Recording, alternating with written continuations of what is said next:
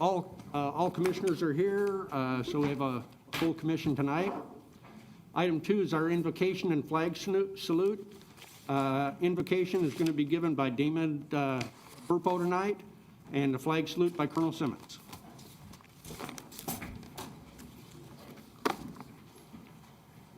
Thank you very much. Join me in prayer. Heavenly Father, we thank you so much for this day, and I thank you for this commission. I thank you for the mayor. I thank you for all the city employees, and I thank you for all the citizens of this great city of Enid that are here, Lord, to participate in this meeting. I pray that you continue to bestow wisdom, that the decisions that are made in the governing process of this body, Father, would just be a blessing to everyone. Lord, I thank you for health and safety. In Jesus' name, amen. Allegiance to the flag of the United States of America and to the republic for which it stands, one nation, under God, indivisible, for liberty and justice for all. All right, thank you both.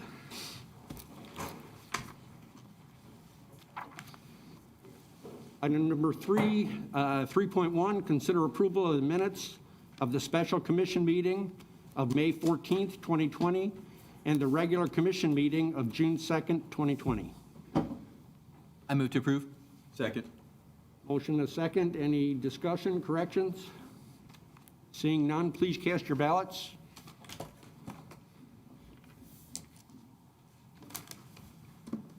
Motion carries 7-0. Thank you. Item number 4, awards, presentations, proclamations, and organizational business. Item 4.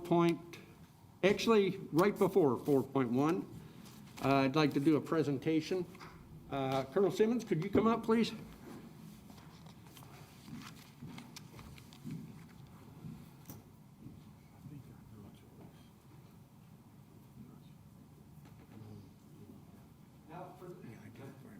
For those that don't know, Colonel Simmons is, this is his last meeting with us.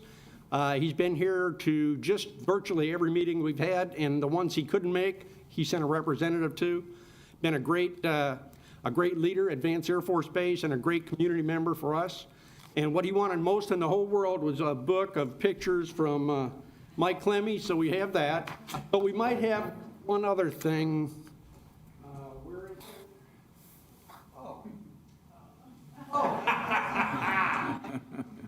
it? Not every, I don't know that I've ever been to another base where a wing commander had a reserved parking place at the city office building, or the mayor had a reserved parking place on the base. But we do in this community, and it's because of the relationship that we have. Well, I decided it would be appropriate to go ahead and give him this sign because his wife likes to park in his spot all the time. And so this way Dawn will know which spot is really yours. And you got kids growing up, they're going to be parking too. It's been signed by all the commissioners and the mayor. But we'll probably have a few other things and other little public get-togethers, but I did want to take this chance to thank you for all of your service to the community and your friendship and the chance to work with you, and we'll see you in the future. Thank you, my friend. Appreciate you very much. You bet.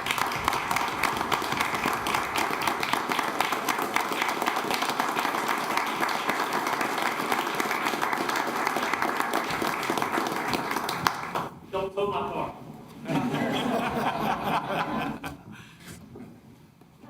All right.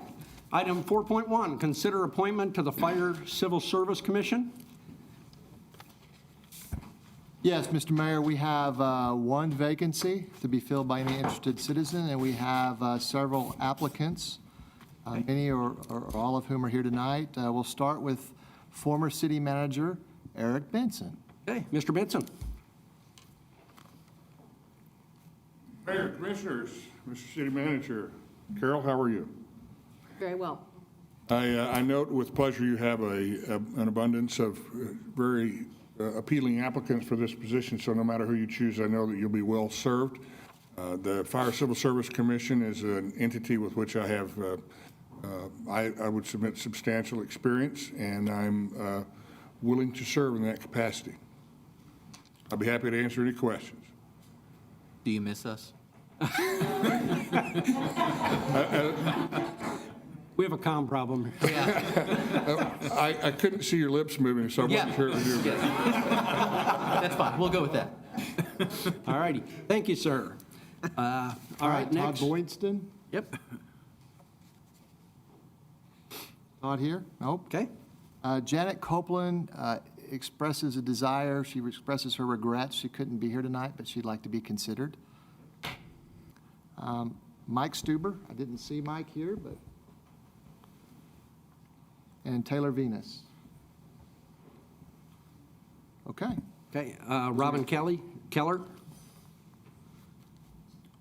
Yeah, Okay, yes. Right? Yep. Yes. Yeah. Hello, Yes, ma'am. I'm Yes. Robin Keller. I've never been here before. Thank you for having me. yeah. I've lived in Enid 17 years. Huh? About 14 years ago, the Enid Fire Department responded to a medical emergency at my home. And ever since then, I've had just a great relationship with them, utmost respect for the fire department here. So I'm interested in serving on the committee. I completed the Enid Citizens Fire Academy, which was wonderful. Good. And I'd just like to offer what I could. Okay. Thank you. All right, thank you. All right, 6 candidates, and we choose one, so if you would, cast your ballots.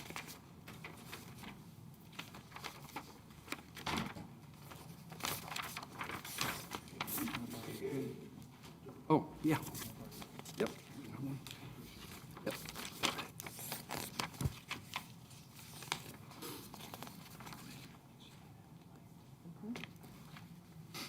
Okay, while those ballots are being counted, we'll move on to the next one. 4.2, consider appointment of Mike Schatz as a member of the Enid Fire Department to the Fire Civil Service Commission and to serve as secretary of said commission. So moved. Okay, Second. motion and a second. All in favor? Okay, motion carries 7-0. It's done. Item 3, consider appointment to the Dr. Martin Luther King Jr. Holiday Commission. Yeah, there are 2 vacancies to be filled, Oh, okay. and there are 2 applicants, Bradley Barrick and Sharon Doty. I don't have that application, that. No, it's There's two. It's, there's only two big. Yep, I move to appoint. okay. Motion to Second. appoint, second. Any other discussion? Please cast your ballots. Motion carries 7-0. Thank you. Item number 4, consider appointments to the Meadowlake Golf Course Advisory Board. yes, this one you should have a ballot. There's 2 vacancies and 3 applicants. Mr. John Parton and Mr. Taylor Venus are incumbents and seek reappointment. And Mr. Adamson, I know, is here. Bob, would you like to come on? Hi. Honor, Commissioners, thank you for the opportunity. I served on this advisory board 6 years. I termed out, I was done. And about 2 years ago, I started thinking, I better get back on this thing. And it moved me this time to get on when I heard there was 2 vacancies. Lifelong golfer, been playing since I was 10, and I'm in my 70s. So I know the sport. I know most of the courses around the area, too. So I appreciate your consideration. Thank you. Okay. I know Taylor, I don't think is here, and John Parton I don't see. So I think those are your applicants for the 2 vacancies. Okay. Please select 2.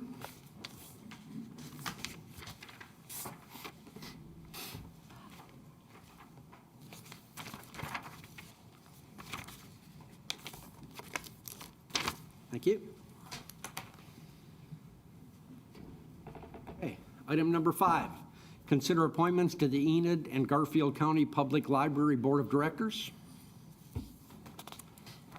Yes, there are also 2 vacancies on the library board.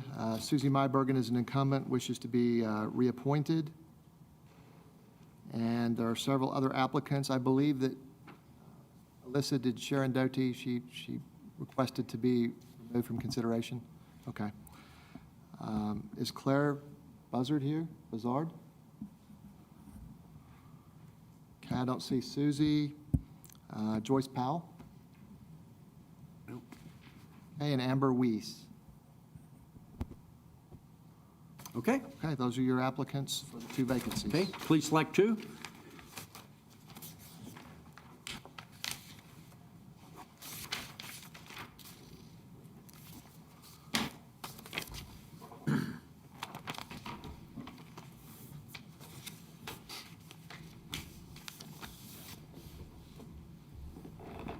All right. Item number 6, consider appointment to the Metropolitan Area Planning Commission. Yeah, 2 vacancies on the MAPC. Mr. Cole Ream and Mr. Stuber are incumbents. They both seek reappointment. And we've also received applications from Claire Zard, who I don't believe is here tonight. Walker Henson, I don't think I see him here tonight. Walker's here. Oh, Walker, I'm sorry. Please come on up. Sorry. I should just read the names and wait. Thank you, Mayor, Commissioners. Yep. My name is Walker Henson. I was born here in Enid, Oklahoma, graduated from Enid High School in 2006, then went to Oklahoma State, got a degree in construction management, moved back in 2011, began working for Henson Construction, where I'm still project manager. I applied for MAPC as a way to learn more about the workings of the city, as well as become more active in the community. So I appreciate your consideration. Good, thank you. Darrell Judy, No, I don't see him. thank you for helping me there, Mayor. Yep, it's all right. Cole Ream, I know he was here last night. I don't think I saw him, but he was here for MAPC last night. Dennis Spiker, Mike Stuber, and Richard Weaver. Sir. Yeah. Mayor, Commissioners, Yep. Honor Body. My name is Richard Weaver. I moved here in late 13 when I retired from the Navy. I've since been working as project manager for mostly the Coke facilities, but any other major industrial or commercial project that might pop up. Lately, I've taken a strong interest in community involvement, done a lot of volunteer work, and I feel I need to kind of do more and get more involved than we have so far. And given my experience, this is the first commission that popped up. It seemed like I could do some good, help out a little bit, so I do appreciate your consideration. Thank you. Thank you. Okay, select 2, please.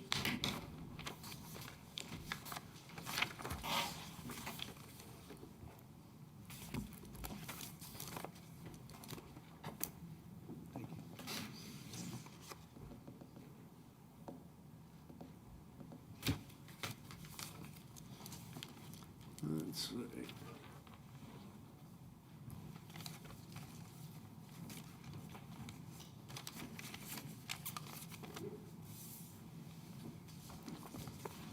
Let's see. Get them right over here.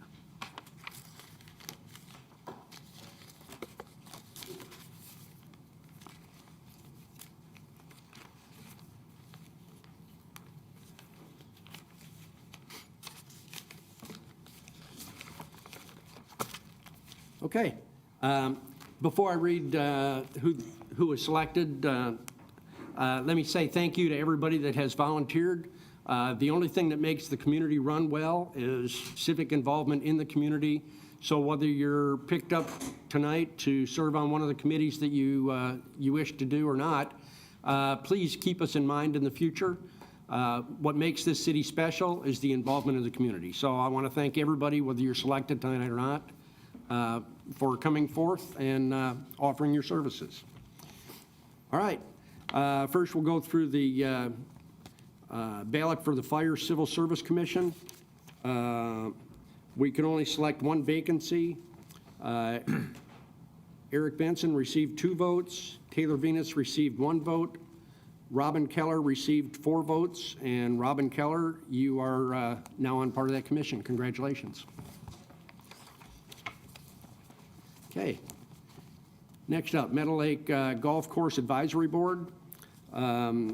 We had 2 vacancies to fill. Did I say that right? Yeah, 1 vacancy. Yeah. I'm sorry. I was thinking, was there 2? No, there was 1. Okay. All right, this one we've got 2 vacancies that we can fill.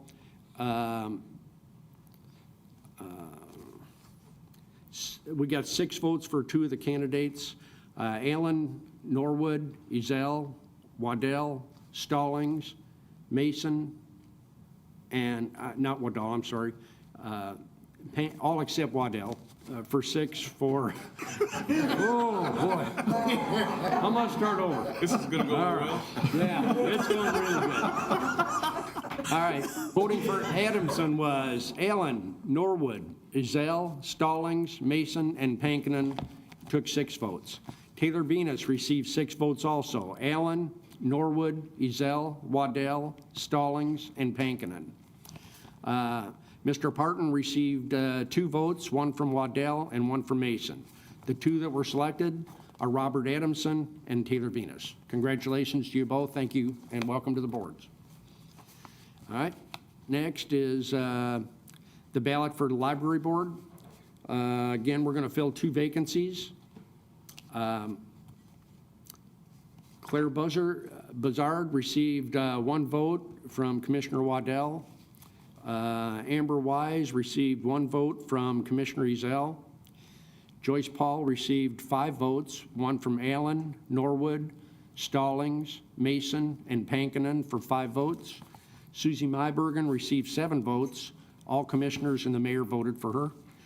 So the 2 that were selected are Joyce Powell and Susie Mybergen. Congratulations to you both.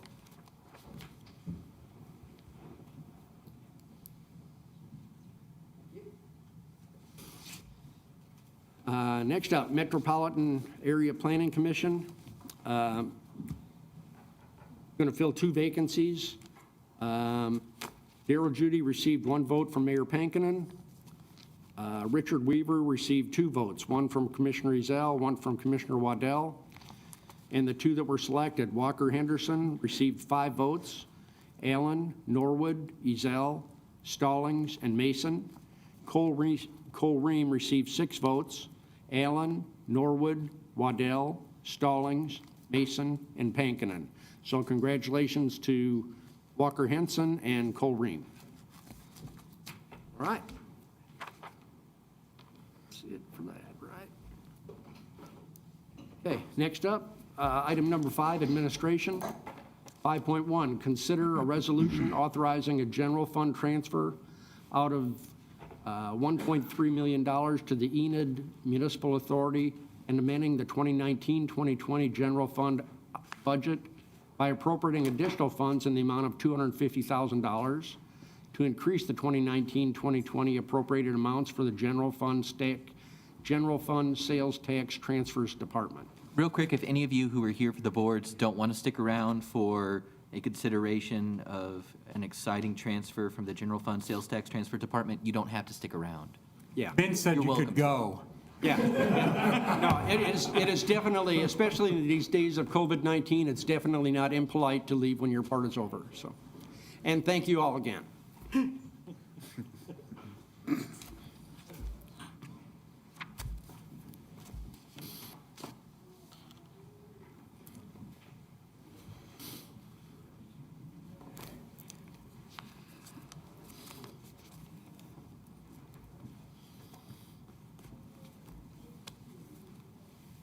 We ready? Yep, go ahead. Good evening, Mayor and Commissioners. This item will be due to, we have received higher sales tax revenues due to the 3 months of the large use tax receipts. I think I kind of mentioned that during budget discussions. And we have to ask the commission for authority to transfer from one fund to another. So that full amount that it's over, we have to ask for that authority. And, but we're only asking to increase the budget side by the $250,000 because there are other areas, other departments that are covering the deficit on that. So we're only increasing the budget by $250,000, but we're asking to actually send that increased $1.3 million as a transfer out to EMA for those dedicated 1% cost sales tax and then the 1% for debt. Okay. Motion to approve. Second. Motion and a second. Any discussion? Okay, please cast your ballots. Motion carries 7-0. Thank you. Item number 2, consider a resolution amending the 2019-2020 airport fund budget by appropriating additional funds in the amount of $20,000 to increase the 2019-2020 appropriated amounts for the airport department.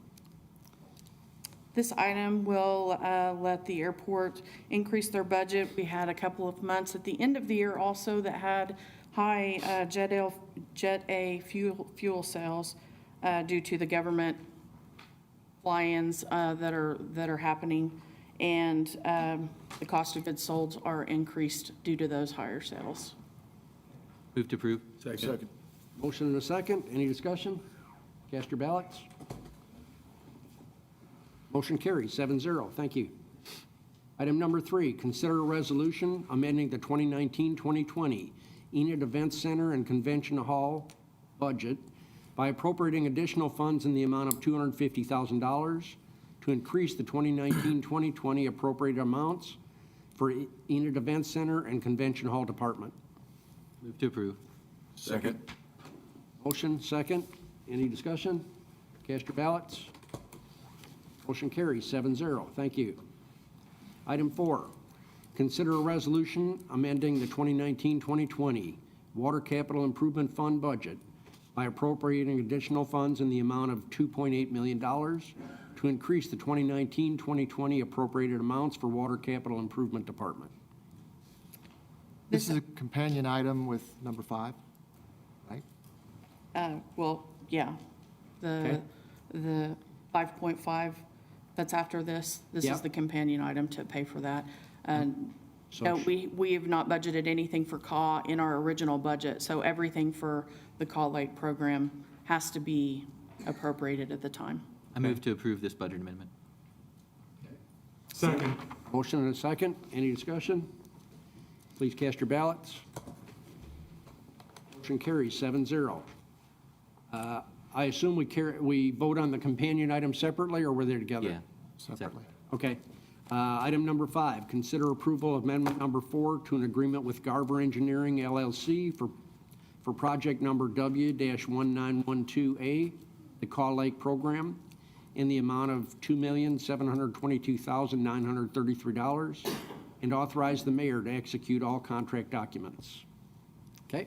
Thank you, sir. Yep. We've got a little bit of an update here, and then we want to tell you what we're going to do for the rest of the Phase 3 work and move on into construction.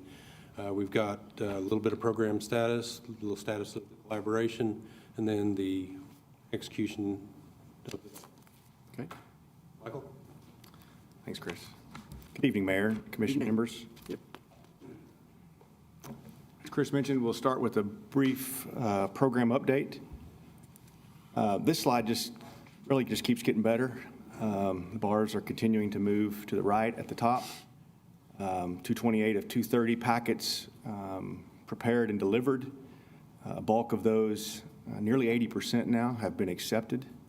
And still the numbers that are requiring bridge team support are relatively low. That's really positive all the way around. And because of some alignment adjustments, we have utilized right-of-way for some of these easements, as was mentioned at my last update. Design has resumed as of June 8th. We have reinitiated the design process for all the major infrastructure pieces. So we're bumping up around 50% complete on everything, really, except for the pipeline, which is probably a little beyond 60% complete now. Okay. Now I want to talk a little bit about some of the collaboration work that's going on with your CMAR, Garney. We have recently completed multiple workshops since the commission approved Garney as your construction manager. We have worked through approximately 23 different design revisions to the program with Garney. As you will recall, you guys have had access to a lot of those items through the portal. The next step is kind of some verification of those concepts. Many of those concepts have been verified by your construction manager to be likely result in a cost savings to the program. Some of those verifications have yet to occur and are still pending. Once we know what those rough order magnitude cost savings will be, we will bring those to your attention. If you'll bear with me, I'd like to give you some insight on some of the work that's being done for each infrastructure piece, and I'll be brief and try to stay out of the engineering weeds, unless you take me there. The first item is in regards to the intake. This is an example of an item that was vetted through a workshop. The concept was verified, but we're still not ready to do this one just quite yet. We're still determining its impacts on the system durability.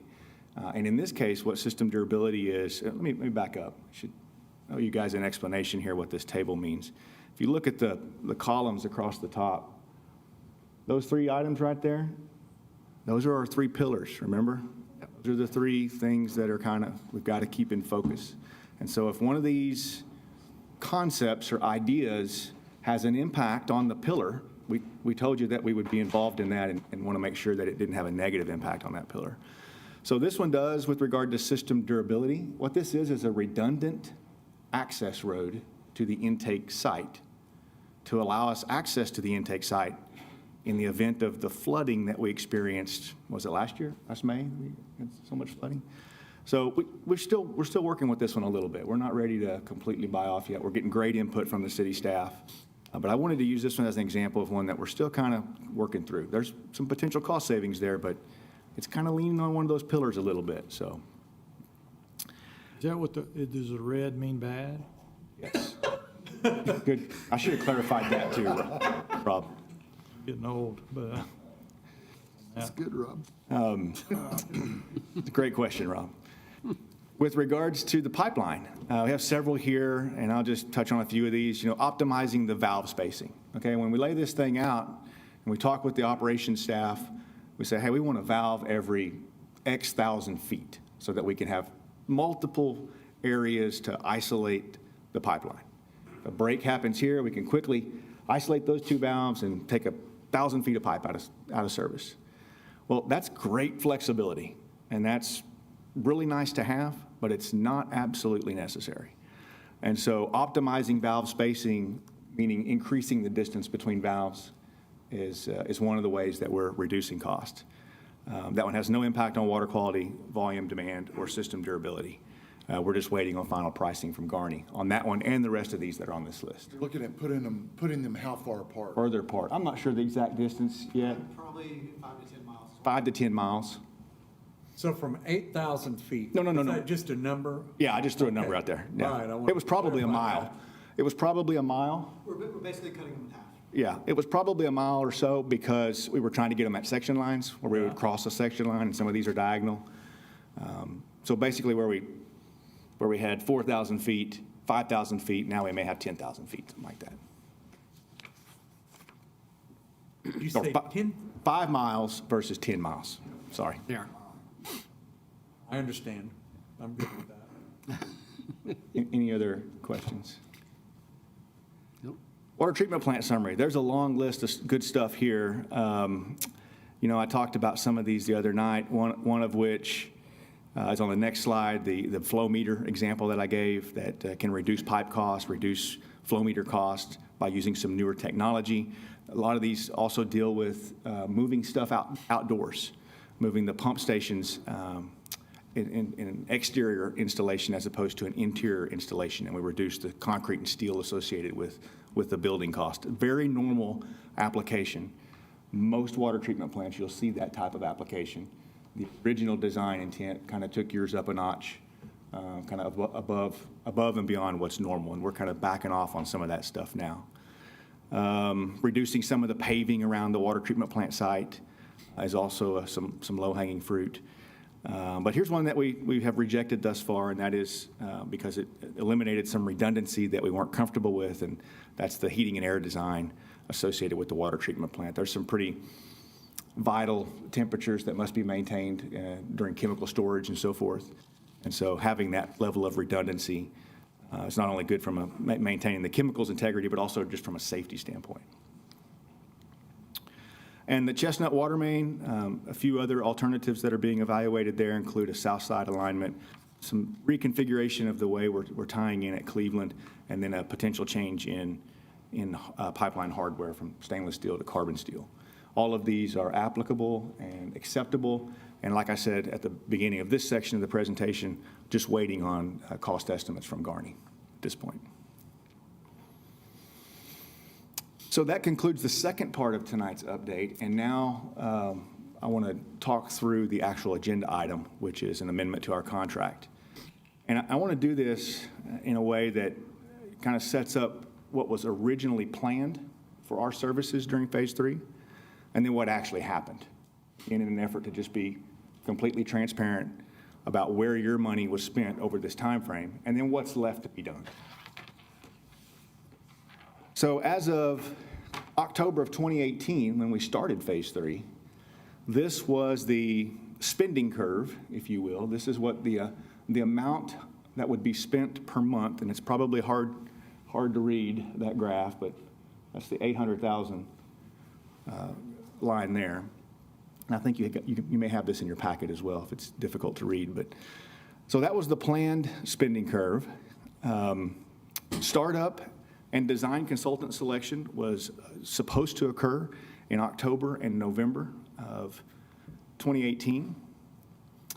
In January of 2019, we were to begin land acquisition services, begin the topographical survey, and start final design, or oversee the final design, which was going to be done by the design consultants. It was planned that the topographical survey would be completed in July of 2019, and that the design, again, would be done by design consultants, would be completed in October of 2019, with land acquisition wrapping up in April of 2020. So that was the original Phase 3 scope of services and schedule. I've now added a cumulative spending line to this graph that shows the Phase 3 original contract amount of $12.1 million, slated to expire essentially December 2019, if things had went as planned, with some small expenditures occurring in the first quarter of 2020. Now let's look at what actually happened. The actuals are reflected by the gold bars, and this is as of April of this year. We commenced Phase 3 in October, and you can see the delta between the blue bars and the gold bars as far as planned spending and actual spending. We actually went through the design consultant selection process and picked design consultants. We actually began the survey as planned, and the land acquisition process. So everything that was planned on the previous slides is occurring through January of 2019. In February of 2019, this body elected to change the program delivery methodology from design, bid, build to CMAR.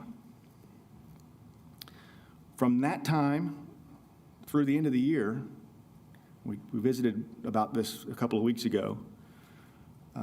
There was a lot of effort involved, not just from Garver, but also this body, as well as your staff, in developing an RFP, developing an RFQ, reviewing responses to those RFPs and RFQs, selecting a CMAR, developing a construction manager contract with outside counsel, and ultimately selecting, or not only selecting, but getting that CMAR under contract with the first phase of their work, which started in January of 2020. We also completed the survey as planned and on schedule with the original Phase 3 scope of work, and still began final design near to the original schedule. Now, it was not completed with design consultants as a result of the change to CMAR. CMAR selected, ultimately under contract in January. Meanwhile, as program manager, we are continuing the land acquisition Design ongoing. Now, we did have a stop in design during March, which now I reported earlier tonight that it's back on as of June. And much collaboration with the CMAR as they develop their original cost estimate, and then assistance in getting them under contract over the last couple of weeks. Now, you have their land acquisition wrapping up. Realistically, how much longer do we think we? Jonathan, I think we're essentially done. I committed to the commission last week or a couple of weeks ago that when a ball is out of our court, I'll let you know. With 298 or 228 of 230 packets delivered, we're kind of just in the negotiation phase. When our agents are needed in the field, then we dispatch those. Those are based on landowners reaching out to the city reaching out to us. We dispatch those people. And then just some agency coordination. Some of those easements that are still remaining are tied up in some agencies. But essentially, our work is done on the land acquisition phase. Okay.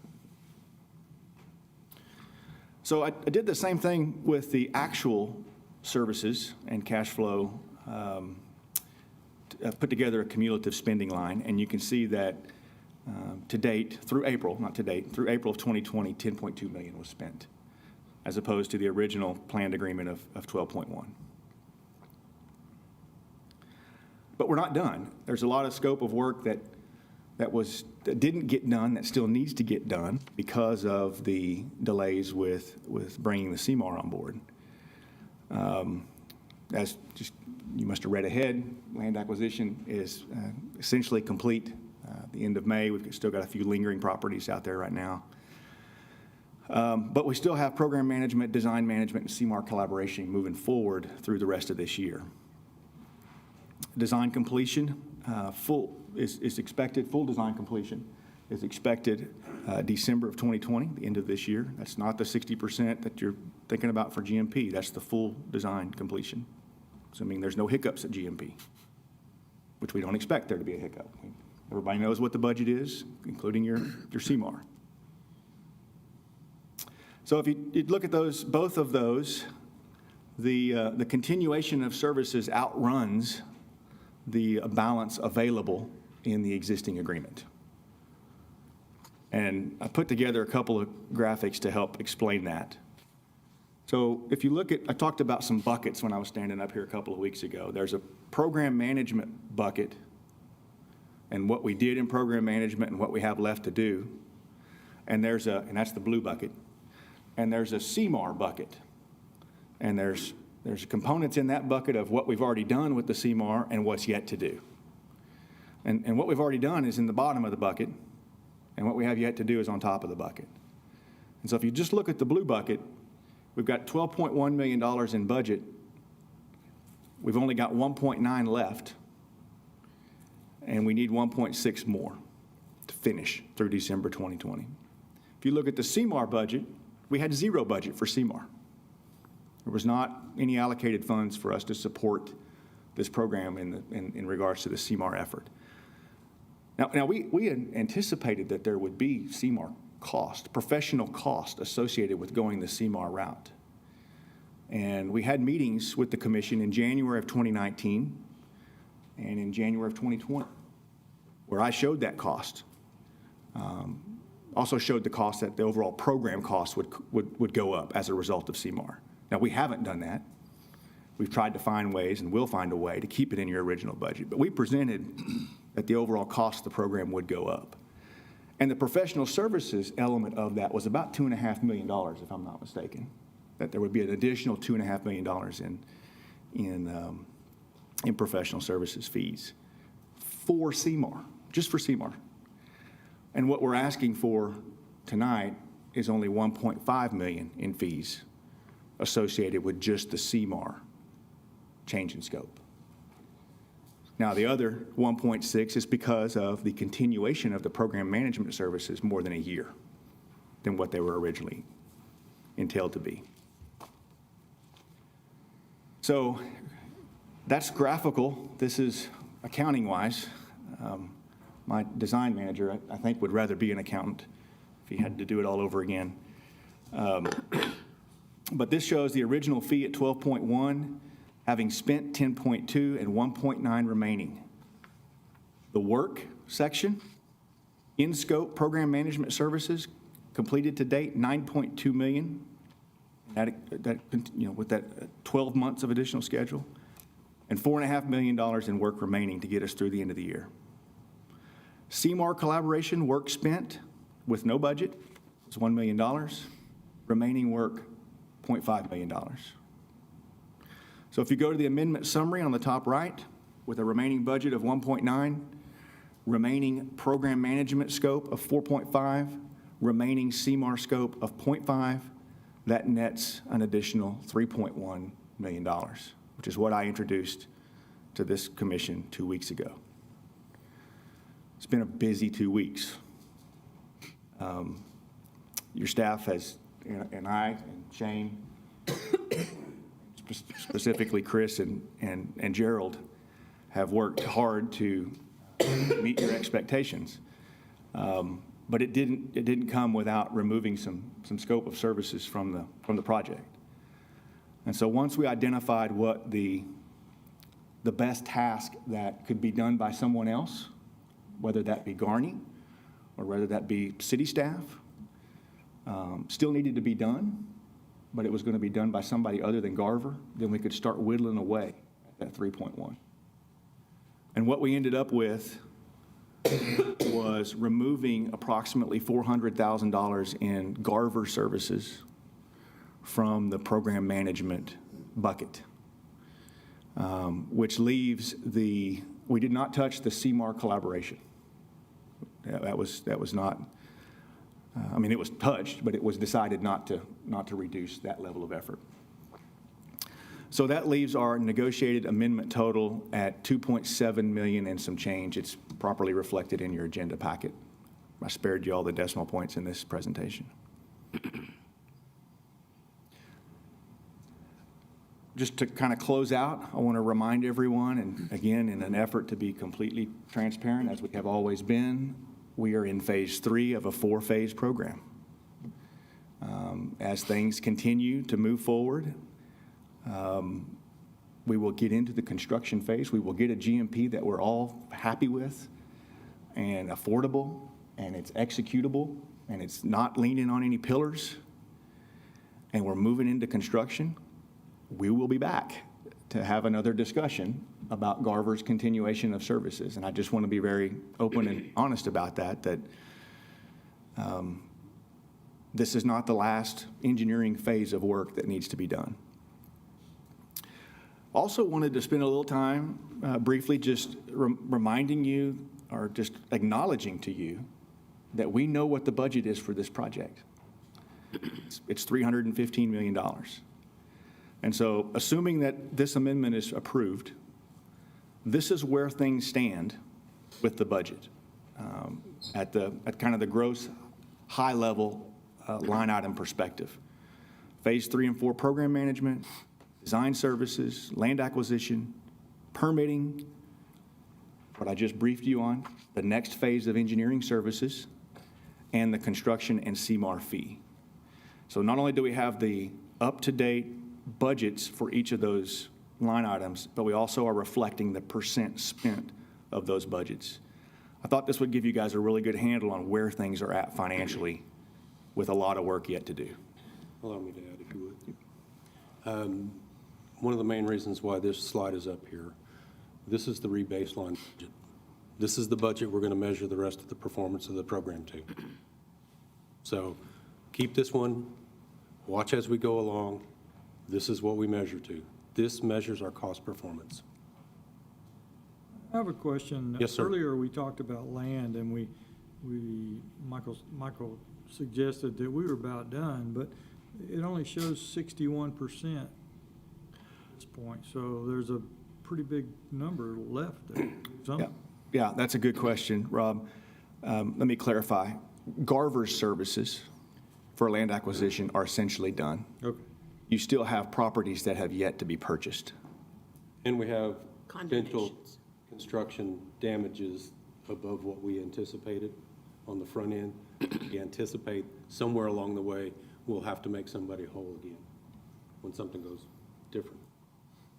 There's about 22% of the properties that have yet to be secured. Can you go back to the slide that showed the property? And then Chris is correct.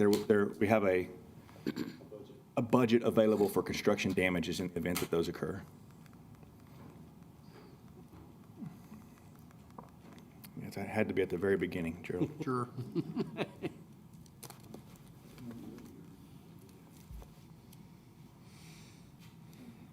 There we go. What's the question? Okay, so 179 plus bridge teams, that's showing 15, plus 19 right-of-way, 34. And we're Okay, getting so that adds up to, close to, the bridge team is really should add up to 228. Right? going to require litigation, and that's costly. That's what the commissioners asked. You bet. Yeah, so of the 228 that have been delivered, there's still a couple of agencies that we haven't delivered to. That's those last two. 179 of those have been accepted. There are about 25, I think, that are still in negotiation. Just kind of, they haven't gone to the bridge team yet, and they're not right-of-way. They're just still being negotiated. Then there's 15 that are gone to bridge, and then there's 19 that have gone to right-of-way. A little more specifically, of the 228, 2 of those parcels are Corps of Engineers, Army Corps of Engineers. We won't get those until we have the NEPA, we have the 60%, we get our 404, and we get our 408, and we sign our storage contract, and we get our real estate agreement. That's for 2. There's an additional 6 that are on that 179 line that are BIA-managed properties, and we have gotten acceptance and a letter from BIA that they have accepted our offer, and they have accepted our petition for a perpetual easement on those 6 properties. Those also will not close until we get the NEPA done. The discussion we had with Mike Cooper, and he indicated that the fee to the Corps was going to be in the 3, 4. Actually, it'll be 6. Where is that number buried? Where's that number buried? It's not buried at all. Well, I mean, what pot is it in? That's probably, Yeah, well, is that in this land pot? no. No, sir. It's in the permitting line. Okay. If you look in the permitting line, there's $11 million budgeted as of today for, Unexpended as of today. and none spended as of today. That's I believe all 10 our million of that's for, Corps of Engineers, permits, storage contract, DEQ, and those. So has the additional cost that the Corps was going to charge us been subtracted out of this? No, sir. Not I yet. don't have that money yet. It's still in my budget. additional cost the Corps. It still hasn't, I don't think it's been. No, it has not been pulled out of the budget. It's in the bill. It's in the bill, but it hasn't budget. been appropriated yet, so we haven't got it yet. Okay. Yeah, I believe what we're showing, or what I've seen, is about $10 million. There's interest still accruing all the time from the Corps. So the relief that Mike Cooper's talking about, that I specifically think that I understand, is relief from the interest costs, which get it down to about what Chris said a while ago, about $6 $6 million million. or so. We're currently showing 10 program. I believe those are the numbers I've seen. Yes. Can attest to. So I've budgeted 10 in here, 11, right? 11, well, 10 for okay, the storage 10 for the- contract. Yeah, all right. I'm anticipating now that we've got that language in the WRDA bill, and we only have to pay roughly 110% of the original construction cost, I'm expecting that bill to be 6. Lots of moving pieces. There are a lot of moving pieces. You've got them all built into this pro forma. That's all I want. Yes. You'll also notice that if you look down here on this line right here, CMAR and fee, our contract says 240.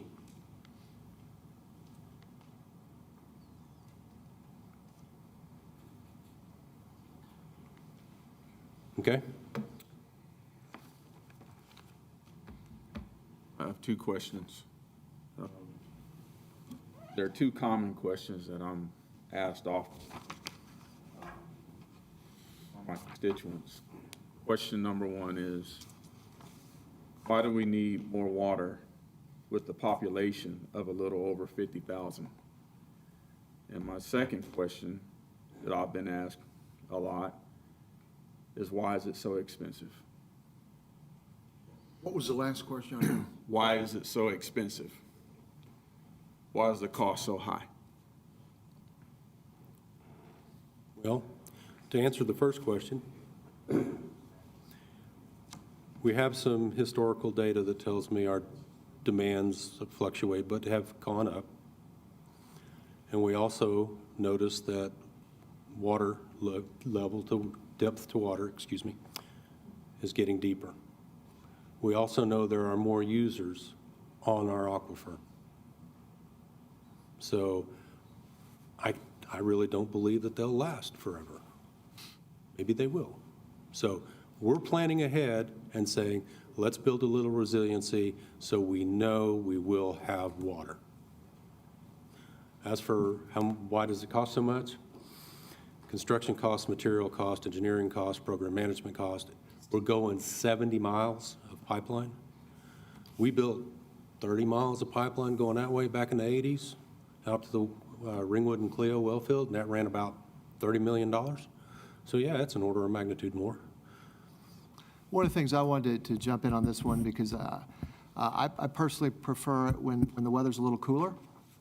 But with this program, it makes me smile as the temperature goes up, and it hasn't rained in so many days, and now I see that we're back on, I think, the first level of drought right here, right where the well fields are. So that's, although I don't want us to be in drought, we're in drought right now. And so if it rains tomorrow, maybe we'll come out of it. If it doesn't rain for another 30, 60 days, we're going to be in more severe categories. So that's when Chris talks about declining well levels in the aquifers, we see that. We have seen that over time, particularly compared to 5, 10, 20 years ago. And so I remember when J.D. Strong was head of the OWRB, I heard him one time speak, and one of the things he said was, you never know when the next drought started. But we've already gone 30-plus days without rain. It's very dry at my house and dry all over Enid. In fact, we just had raging fires. So I only say that, Commissioner, just simply because we do hear frequently, why do we need it? Why do we need it? It's raining. It's not raining right now. Does that address your question, sir? That answered the individuals that ask me that quite often. They just want to know, why are we spending so much money on a water pipeline? And it's my job to ask that question. And I just wanted to know personally, do we have a projection of population increase in the future here in the city of Enid? Do we? We'll know after the census.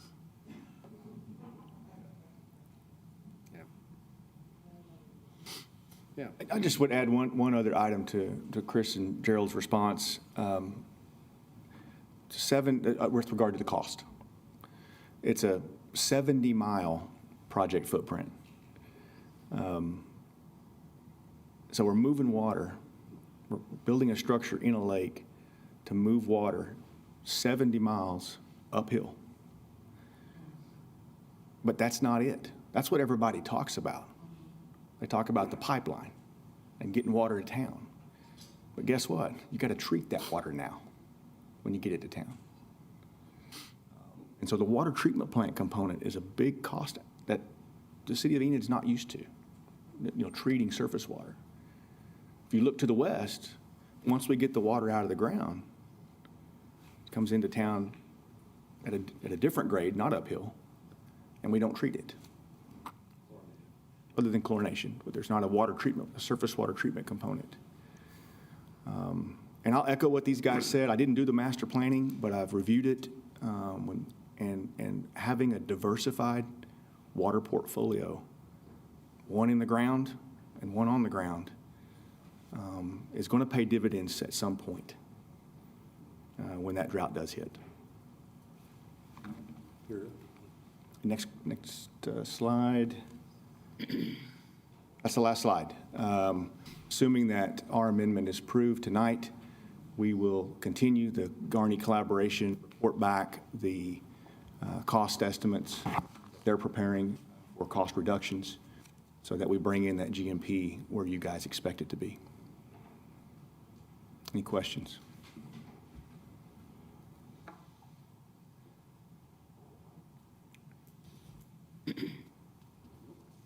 Okay, thank you.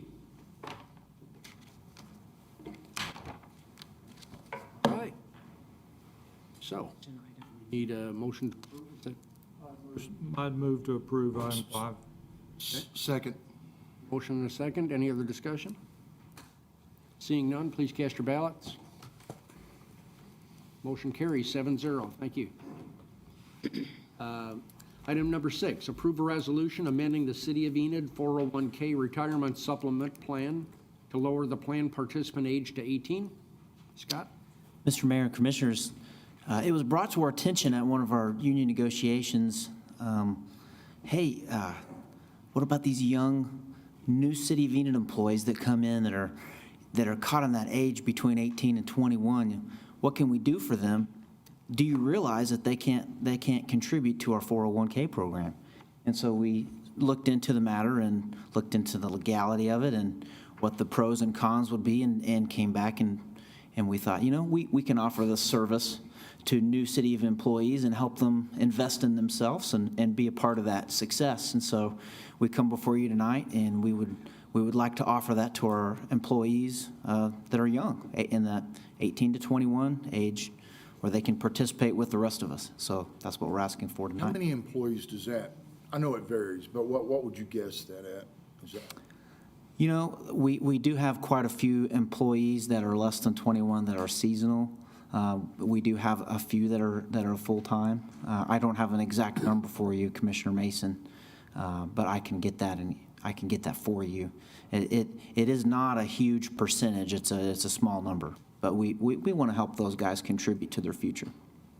I assume we're doing a cost share. I mean, they put in so much, we put in so much. Yes, sir. Our 401K plan is we have a 100% match up to 5% of your income. Move to approve. Second. Motion and a second. Any other discussion? Cast your ballots. Motion carries 7-0. Thank you. Item number 7, consider an ordinance amending the Enid Municipal Code 2014, Title 5, Public Safety, Chapter 6, Minors, Article A, Tobacco and Vapor Products, Section 5-6A-2, purchase or possession by minors of tobacco or vaping products, and Section 5-6A-3, furnishing tobacco or vapor products to minors, to increase the age for tobacco from 18 to 21 years of age, providing for repealer, savings clause, severability, effective date, and codification, and declaring an emergency. Move to approve. Second. Motion and a second. Any other discussion? Seeing none, cast your ballots. Motion carries 7-0. Do we need a second? Move the emergency. Second. Okay, a motion and a second to make emergency. Any other discussion? Cast your ballots. Motion carries 7-0. Thank you. Item number 8, consider an emergency resolution of the City of Enid and Board of Commissioners of the City of Enid declaring the necessity for taking, appropriating, and condemning a certain tract of land located in Garfield County for purposes of constructing and maintaining a certain water pipeline project known as the Caw Lake Water Pipeline, and authorizing and directing the city attorney or her designee to commence proceedings to condemn such tract and declare an emergency. Move to approve. Second. Motion and a second. Any discussion? Cast your ballots. Motion Move the carried. emergency.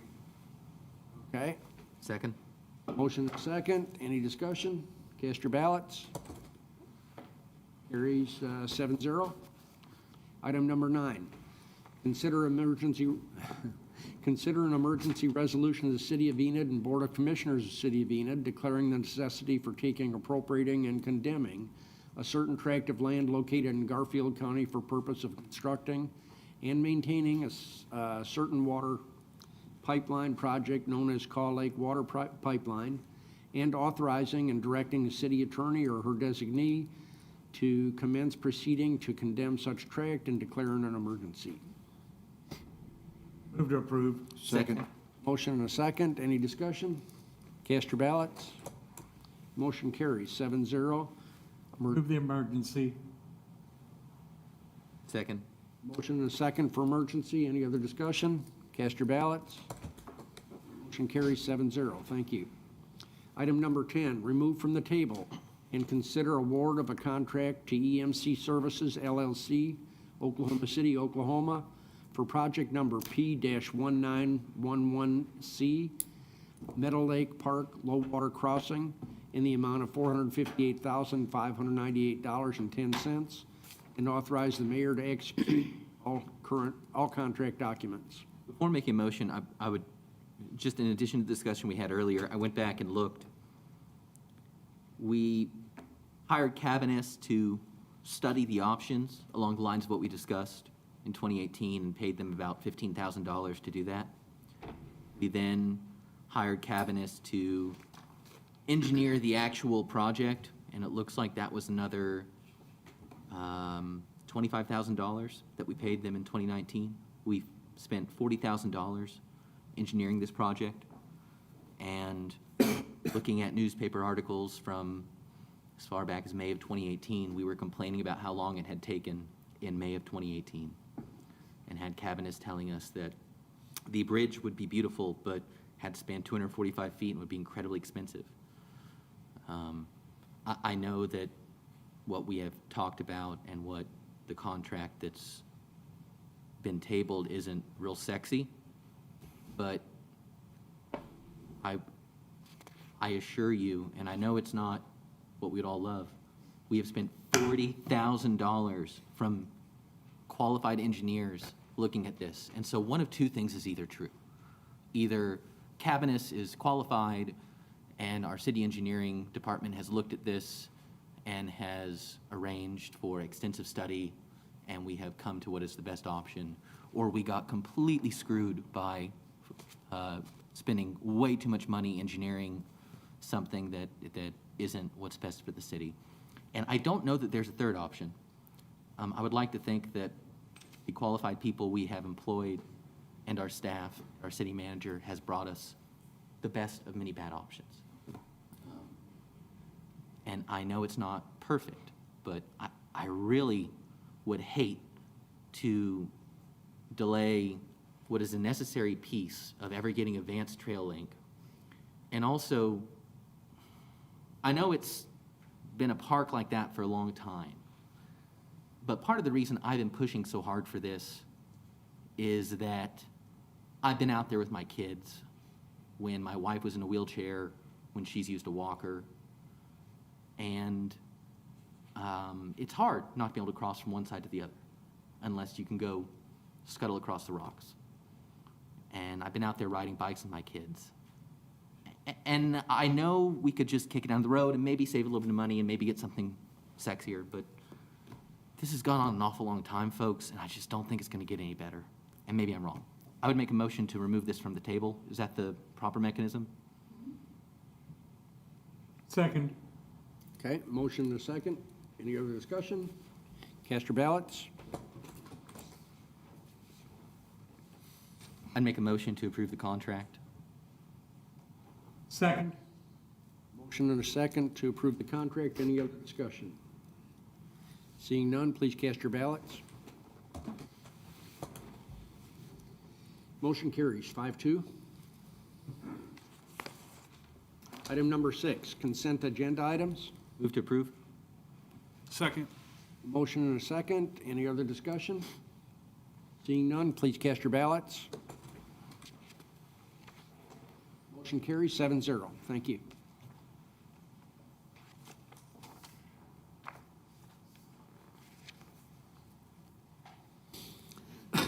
Item number 7, recess to convene as the Enid Municipal Authority. Item number 8, all trustees of the Enid Municipal Authority regular meeting are in attendance. Item number 9, Enid Municipal Authority regular meeting is now in session.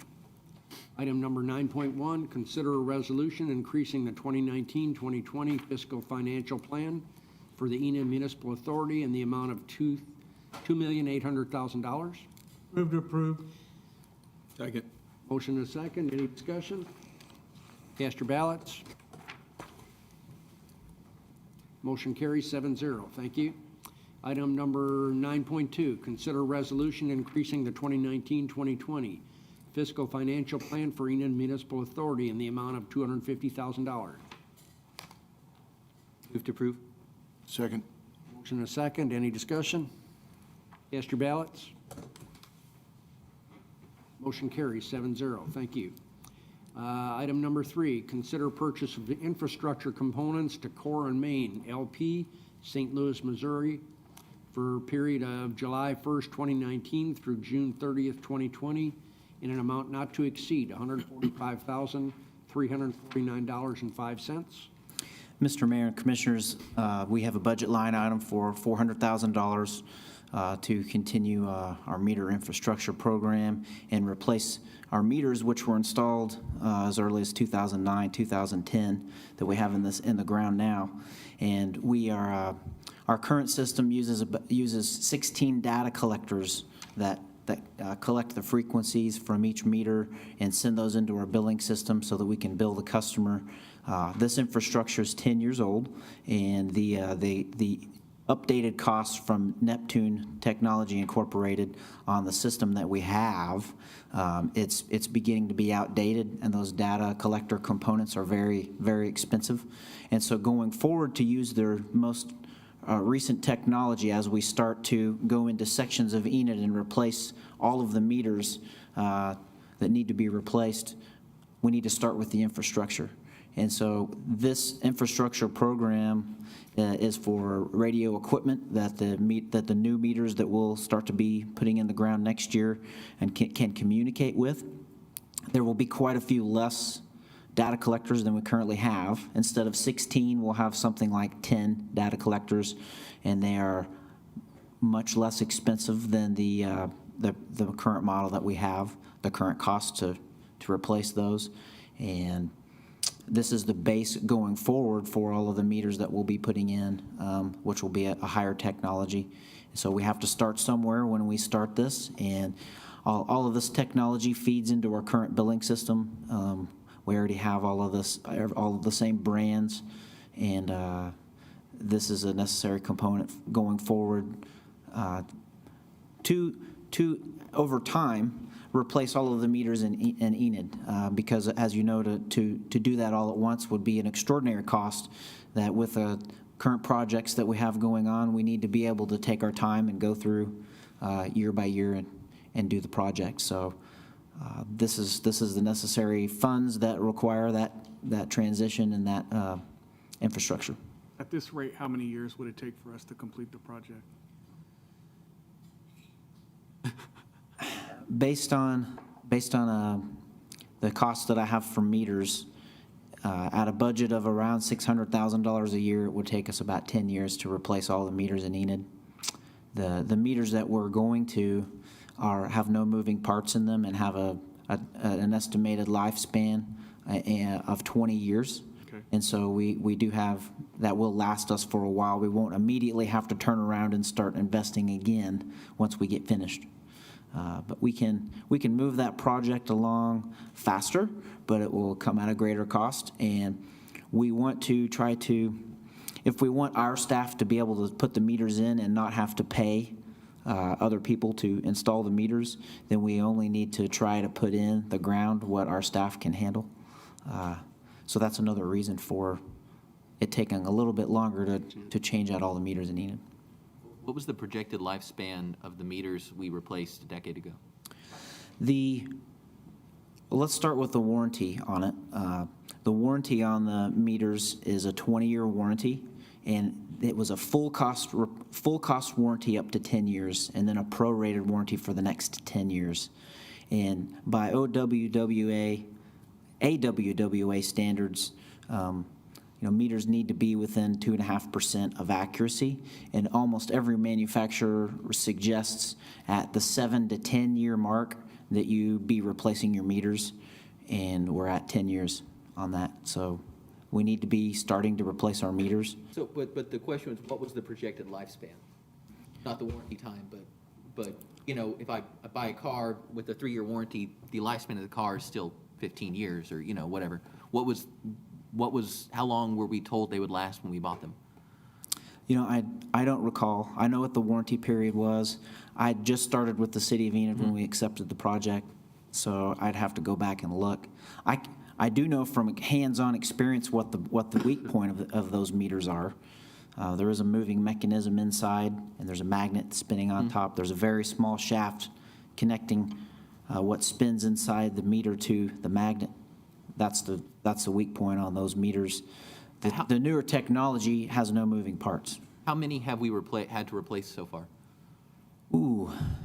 Ballpark. We have a list currently.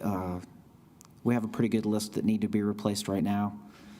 Ballpark, probably over the last 10 years of dead meters that we've replaced, probably a few thousand maybe. Meters that we have had to repair some of the electronic components on, more than that, a lot. Now, does the city repair those, or do we send them in for warranty, or do they come out? So how that works is we have a full-time person that goes out and repairs the water meters, and those parts that are under warranty, we put those in a bin. Core and Main comes by, they pick up that bin, they take it, they count all the parts, they ship us back the parts. And so that's how it's worked for the last 10 years. We're getting into where we're going to have to start paying a little bit for the warranty, and that's another reason for changing over the program is if we're going to change this infrastructure, we want to go ahead and tell them, hey, on our warranty, stop sending us the old style, start sending us the new style that will communicate with our new infrastructure. And so there's a little bit of coordination that goes on. What's the prorating then? So if we still have 10 years left of the warranty on a proration basis, how much of the cost do we have to start paying now? By 20 years, we're paying full cost. And so over this next 10 years, I don't have the numbers right with me, but it's a step every year where.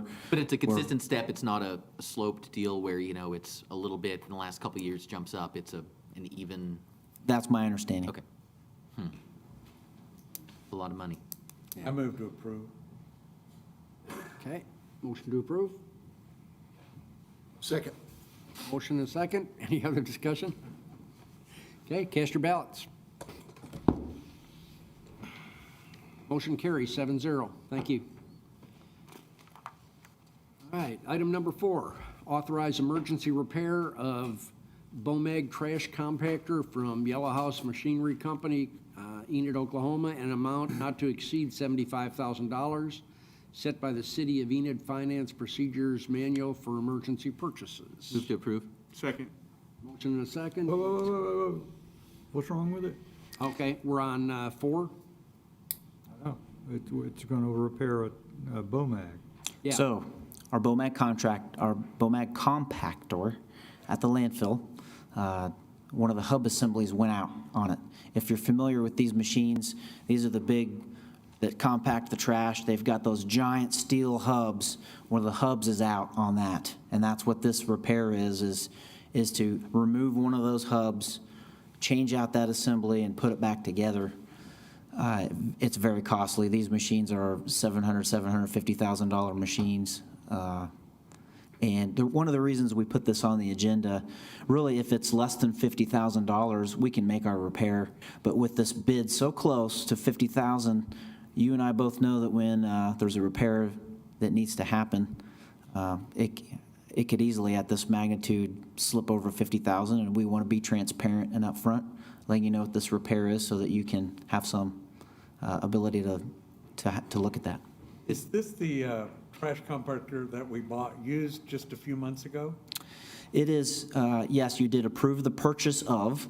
It is still on lease through December of this year, and then we'll be purchasing it in January. The funds are there So that's for us not to the same purchase. one that's It is the same one that we have. It's the same one that's broke down. It's the same one. Because I remember asking you, we were paying $300,000 or something for it, and I thought, That's not brand new. Yeah, I think it was more, Alyssa maybe will help me, 102 to 110, somewhere in that range was the buyout on that compactor. So we're leasing it, but we got to repair it. That's another reason we need to use Yellow House. With those types of on a landfill equipment, you know, they're not 100%, you know, we're driving it out there in the trash. And Yellow House is our person that does our warranty on our lease. The leases don't include maintenance, I think, or Does it major maintenance. run 24 hours? It runs, you know, 8 to 10 hours a day. And currently, we have a backup compactor, and it is also down. And so right now, we are using bulldozers to try and compact our trash, which is not effective. And so we need to get Yellow House out here and get this Will they be able to equipment repair repaired. it on site? They should be able to repair it on site. They will probably have a crane out there to move the hub off of it. The invoice shows, I mean, of this $47,000 invoice, like $38,000 is gear unit for, I assume that's the part that is broken. Yeah, and right underneath that shows the labor of how long it'll take just to get that hub off and put it back on. Yeah, 50 hours of labor is 50 hours of not labor. a small job, but yeah, I mean, just look at the invoice, that gear unit for travel, whatever piece that is a hell of a part. And, you know, according to Yellow House, there's not a whole lot different that could happen on this invoice. They expect this to be a fairly simple changeover. It's just very, very expensive To be to clear, do. it's a quotation. So when they actually fix it, that's part of our issue too. We would, if this was going to be $49,000 and we knew it, we wouldn't be having this conversation right now. I would have just told them to fix it. But we don't know what it's going to be until they get out there and actually fix it. We think it's going to be more than 49 from experience, so we hope it'll be less than 75, and that's the emergency Got to have it authority. to approve. I think we've already had a Well, motion. there's and a already a second. motion and a second. So is there any other discussion? Is the other one gonna cost this much to repair also? No, that other one, we have put some money into it. The thing that's wrong with it is we have got it diagnosed, and it should be only a few $1,000s, and it should be back up and running. But it has less capacity than this one. It's an older machine. This is definitely the best thing we have. Okay. Any other discussion? Okay, cast your ballots. Motion carries 7-0. Thank you. Item number 5, approval of claims in the amount of $186,095.80. Motion to approve. Second. Motion and a second. Any discussion? Cast your ballots. Motion carries 7-0.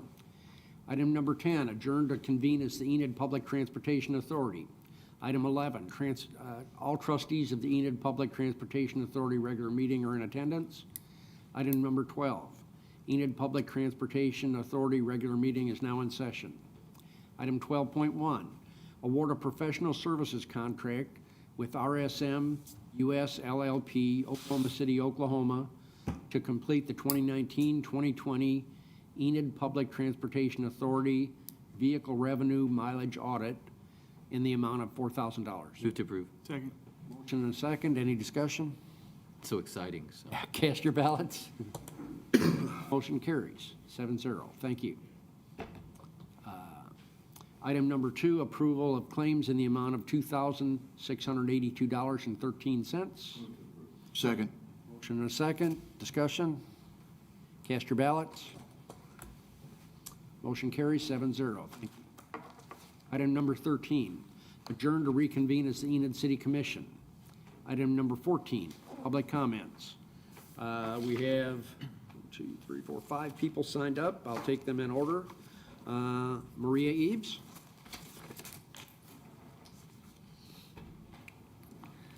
So your name and address, please, and then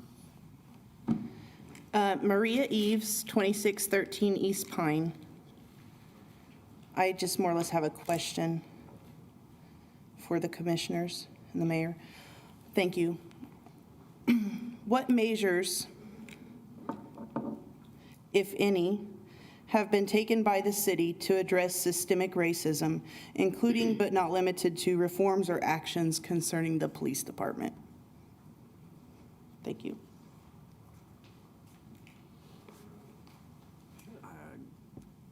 This is public comment, and it's not on. No one will stop you. Huh?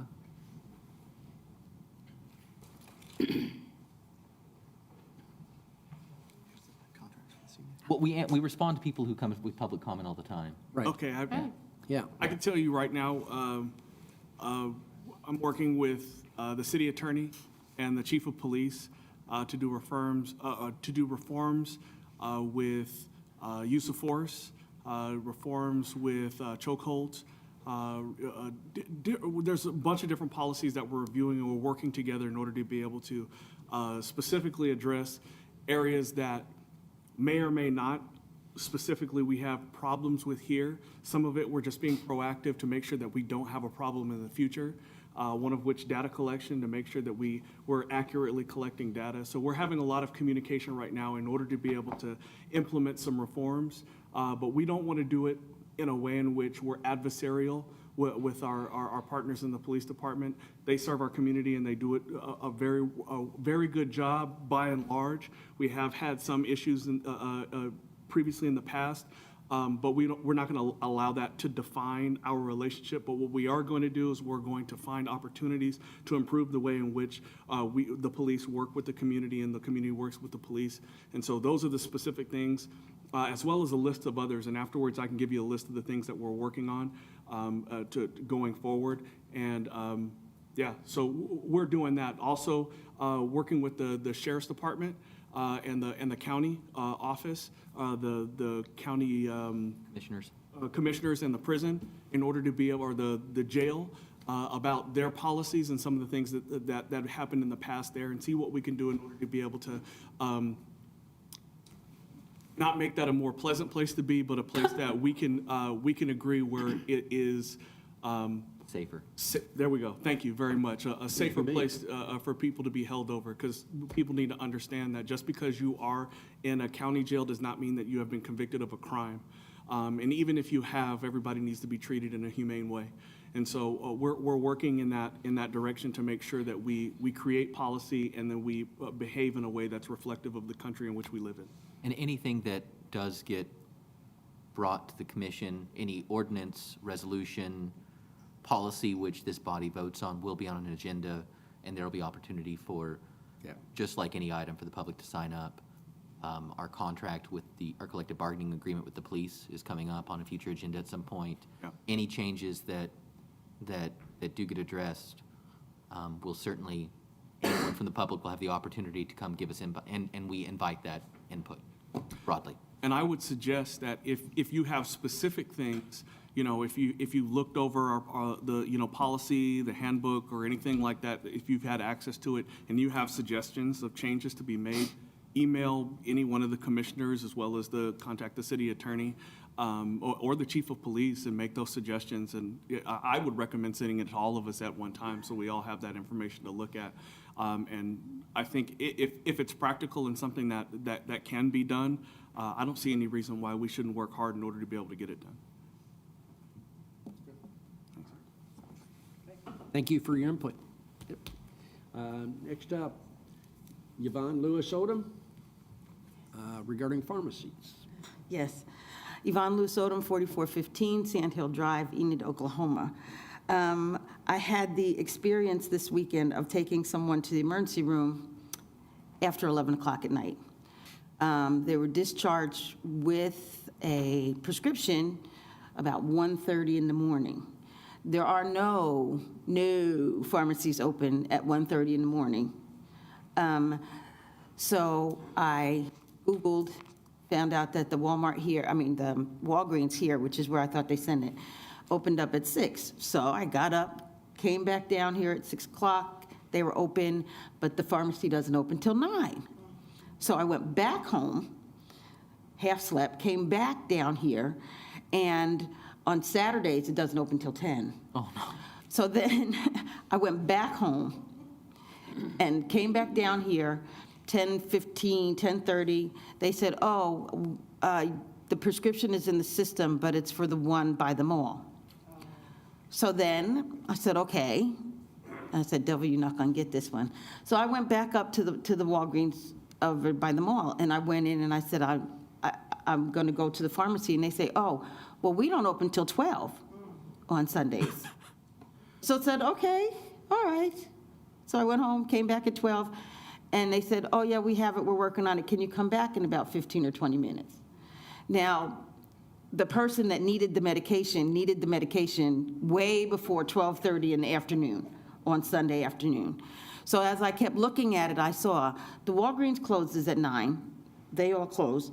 CVS closes.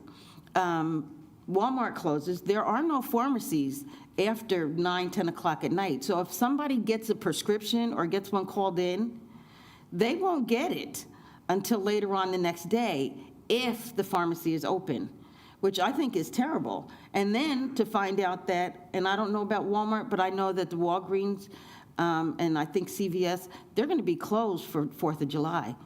So heaven forbid you get injured or you get sick on the 3rd of July and you need to have a prescription. You won't get it until, when, the 6th or 7th. That's unacceptable. That doesn't even make sense. And the closest pharmacy for Walgreens is Edmond, 24 hours. And the closest 24 hours for, I think, CVS is, and Walmart are Stillwater. There's a problem there. I don't know if it's in your purview, but I just wanted to bring it to your attention that people shouldn't have to do that, especially if it's somebody that really needs that medication. They should not have to wait 12 hours and drive back and forth to get it.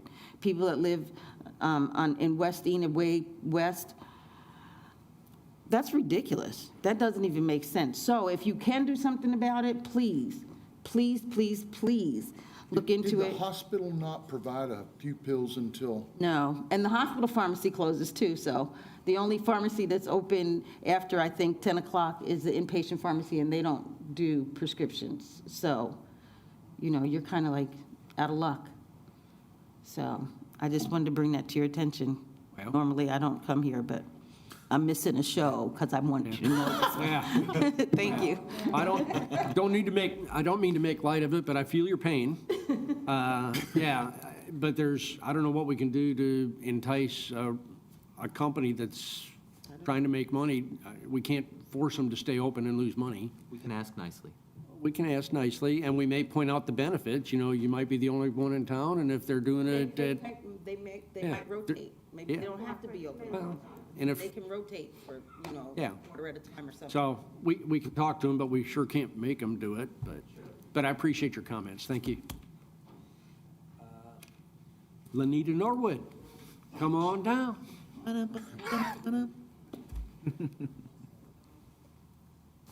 Good evening, Evening. Mayor and the officials of Enid, Oklahoma. My name is Lanita Norwood, 468 East Ohio, Enid, Oklahoma. I almost hate to give that address since I'm involved in so many things dealing with the police.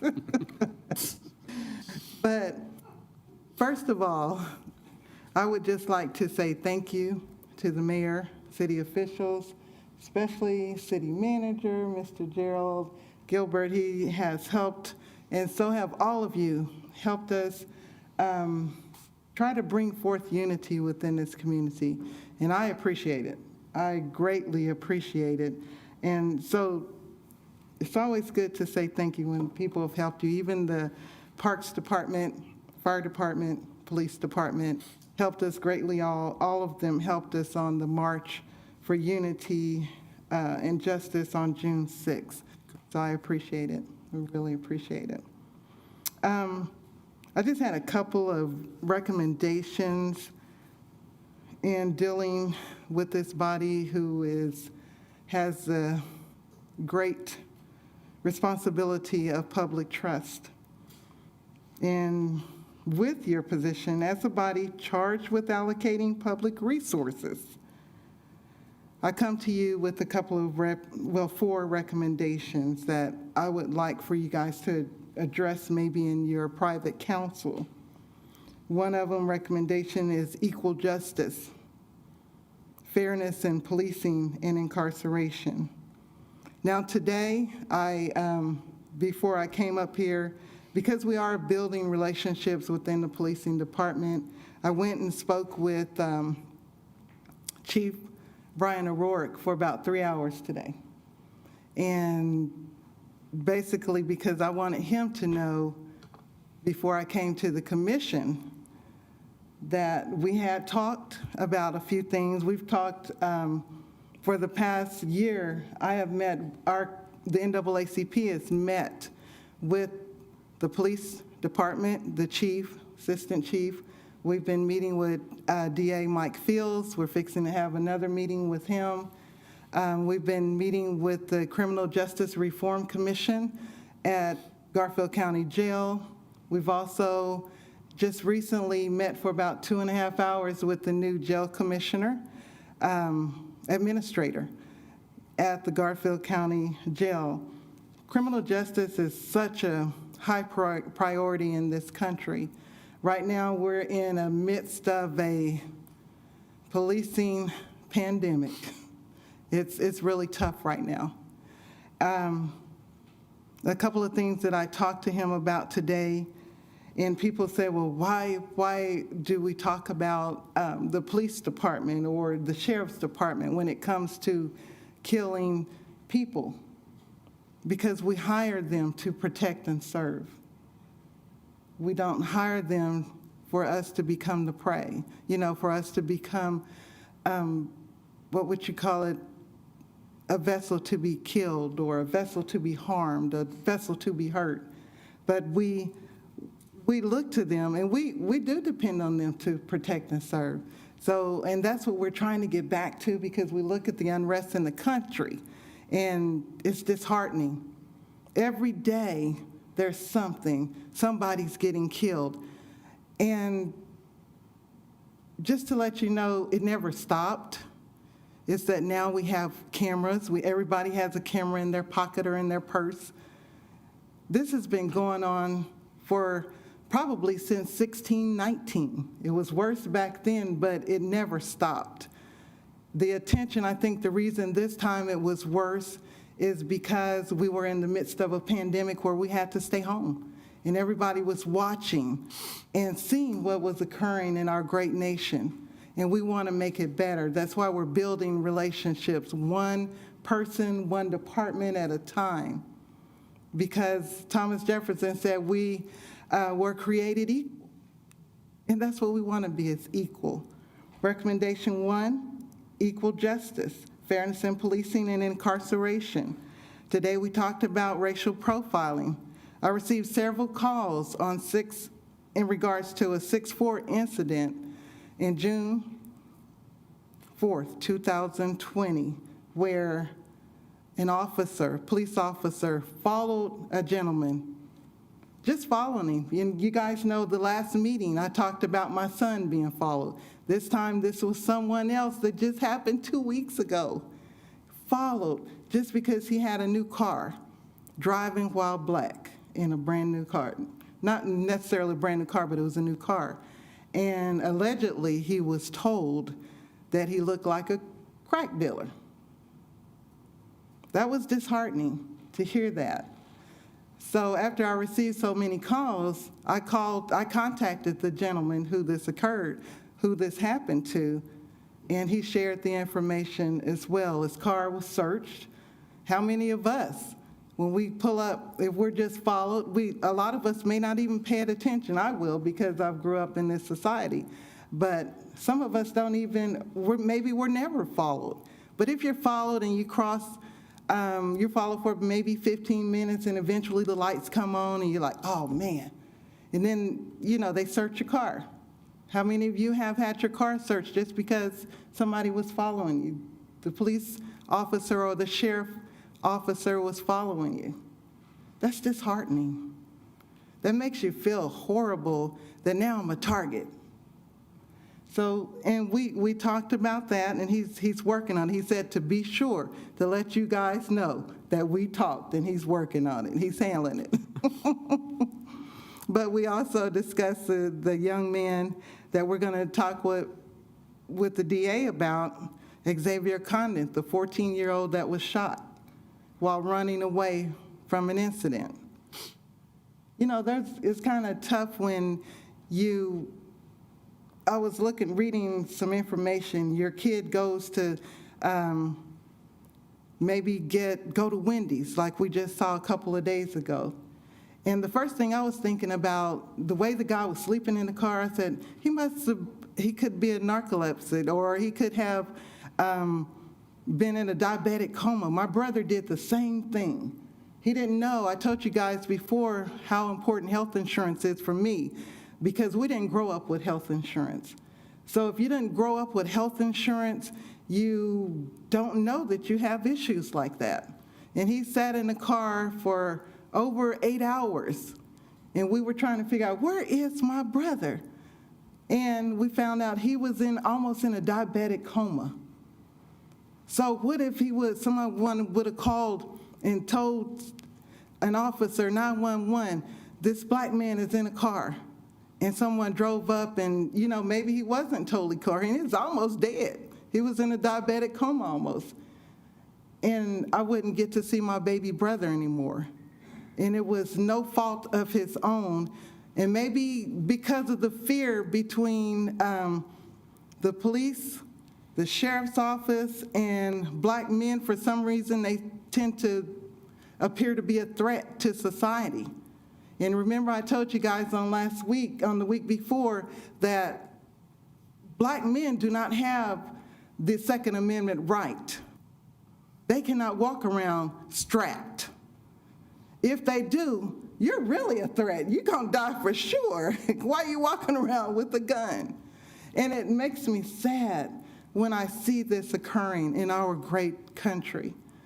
And those are just some things that we need to look at, and we need to think about, and we need to change policies so that no one fears to go to Wendy's, or no one fears to go to Walmart, or just to get a soda. We shouldn't have to fear.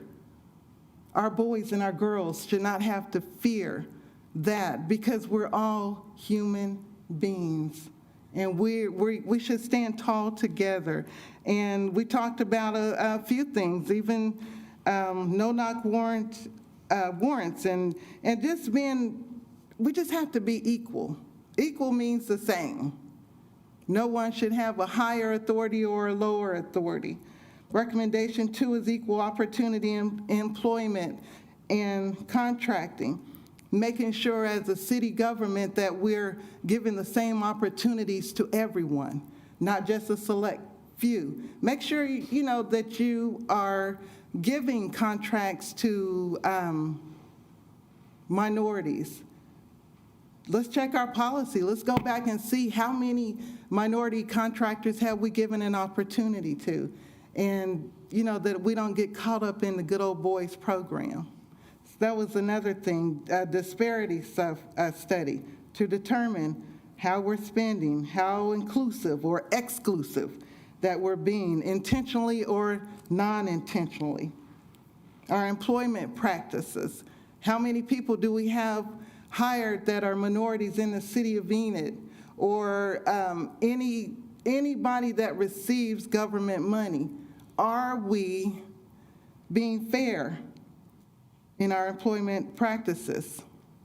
With contractings, are we bidding out contracts to minorities as well? In our housing and education, we talked about that in our town hall meeting. Affordable housing and community development. How are we allocating those federal funds with that? Are we making sure that there are no redlining practices with our banks? Recommendation 4 is just to authorize a local disparity review. How fair are we as the city of Enid? Thank you. Okay, thank you. Sharon Doty?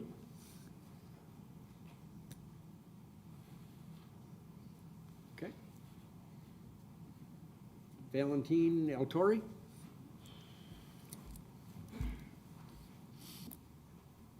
Valentine Alatorre, 302 East Ohio. Just want to speak on a few things. I don't want to take too much time. Okay. systematic racism does not only exist in policing, it's also exists in business. I want to make sure that the city does not use systematic racism to only benefit certain people. We have Hispanics and African Americans that want to enter certain businesses, and there shouldn't be any barriers unless the law says you can't, but just not simply because we don't want you in that business. I've been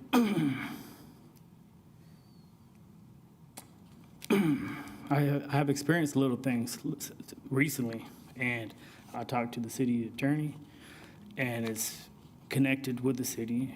Maybe at a later time we could talk about it, but that on the side, I also want to talk about Southern Heights, the Southern Heights community. I live in the Southern Heights community. My ward is Norwood, and I'd like to appreciate all the hard work you have done, but you can work harder. And please don't take that offensive. Please. No offense. All right? Doing all I Ben, can. you're my mother's ward. She lives in your ward. And you've been doing an amazing job, doing all that sidewalks and all that. And keep the hard work. Keep it up. Southern Heights has a lot of potholes, obviously. It's so bad. You can't even drive up there. And no investor or developer is gonna wanna invest in there if the roads aren't fixed there's places in third world countries that look better than there. And the potholes, when they are fixed, the city employees just throw like little tar stuff. They don't even, I think with the same amount of money, they can actually clean it up, take the debris out, put some type of special bonding or something, then I don't think that would be extra money, but at least it'll last 5 years compared to 1 month. And then you're back to the same problem. We're just throwing money away, and that's our tax dollars. Ditches in the same community. We let the city has neglected to maintain the ditches. The rails on the ditches are deteriorated. Just take a look. If you don't believe me, go to 3rd Street, all the way to Ohio, to France, including Leona Mitchell. There's no roads. I'd like to see some improvements there with our tax dollars. Obviously, there's a lot of money involved. I look at all these dollars, and we spent $40,000 on just nothing, which you mentioned earlier. It is. I think somebody can analyze all these budgeting to make sure our dollars doesn't go wasted, because the money's there. We just have to appropriately put it at the right places at the right time. There's no proposed trail going through that neighborhood. It's literally, if you look at the map, I don't know what you call the map. It's some like the future map of where the trail's going to lead to. It goes south of there. It literally goes around the neighborhood. Like, oh, don't worry about that neighborhood. Just go around. Now, if we're just gonna leave that neighborhood alone as a community, I think it should be very transparent. That, you know what, we're just gonna leave that neighborhood alone. Let it go to trash. I think it should be told, and it's not gonna hurt my feelings, but it should be said. Look, don't invest there. Don't even pay taxes there. Okay, let it go. And talking about taxes, the property taxes lead to schools. The school there is rated, I think, 2 out of 10. So it's really, it's rated real low. I got that information by Zulu, I believe. I think doing the developments may cost money. Improving the sewage lines, the roads, and all that will contribute and motivate developers and so to purchase land and to build houses. Therefore, it would go to schools and eliminate redlining. That's my opinion. But I feel that I'm right, obviously. Graffiti in the neighborhood. I have made reports of graffiti being written all over the neighborhood. It has popped up recently, maybe the past 3 years, and the same graffitis that's there still is to this day. It's still there right now. It has not been painted over. What's the graffiti on? I don't mean to interrupt. Oh, it's actually it's actually on public land. It's Like on the ground, on a wall? walls. It's there's graffiti right behind Dollar General. So it's on the Dollar General building? Yes. Dollar And there's- General has to fix that. City can't paint Dollar General's building. No, okay. Maybe it should be, if I don't cut my grass, I get a notification saying you got to cut your grass, right? Sure. And I think graffiti should not be appropriate. It's not a good appearance for the city of Enid. I don't think it should appropriate. Somebody should take care of it. I'm not saying that my tax dollars should cover that, Yeah, but I also don't think they should cut my grass either. I'll cut it, whatever I got to do, you know? but we'll cut your grass. What you gonna charge? No, us for? We need 1,000 gallons per minute in that community. That's what we need before, if y'all ever decide to upgrade the roads, don't upgrade the roads. It needs to have at least a few lines going all the way down the street. Then that way they have access for the developers to do. I appreciate the lights that you put in. I did recognize those, and those are appropriately managed, I guess. I don't know if that's the right word to say, but the lights it's not changing nothing. That's not what developers are looking for. They're looking for 1,000 gallons per minute. They're looking for access roads, good roads, because if it's not there, if they don't get these things, they're not going to invest a dollar, and that's just a fact. I got this information just by experience.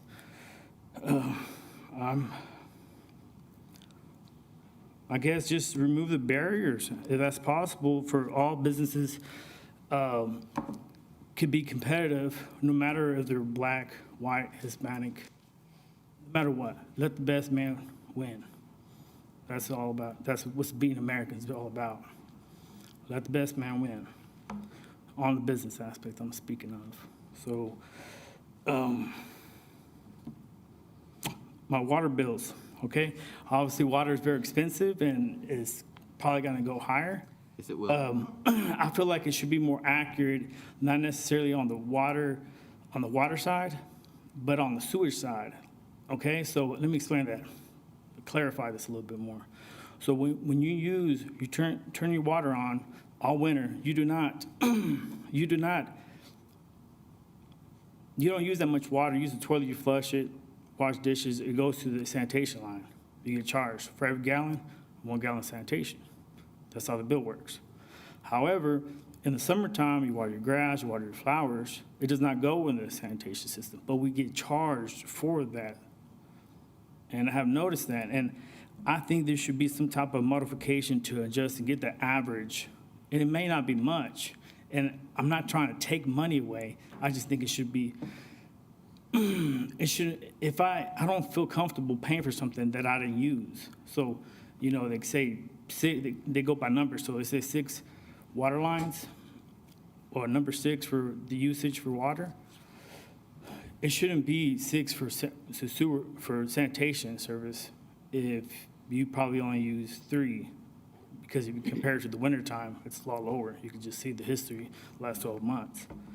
I think that's something we should, the board should look at. One more thing for and this speeders in the neighborhood as well. They go extremely real fast in the road that I live in on 3rd, and I have made police reports. So, and it still goes on. I have kids. I have a little one. I have a smaller one. And my kids know better than cross the street by themselves without looking twice.